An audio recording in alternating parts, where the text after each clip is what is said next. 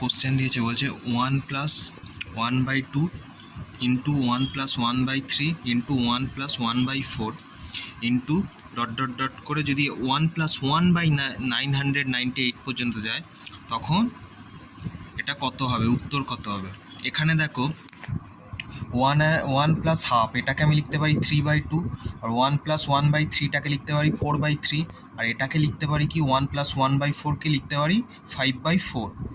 এবার এইটাকে আমি লিখতে পারি কত, 998 যোগ 1, 999/998 লিখলাম।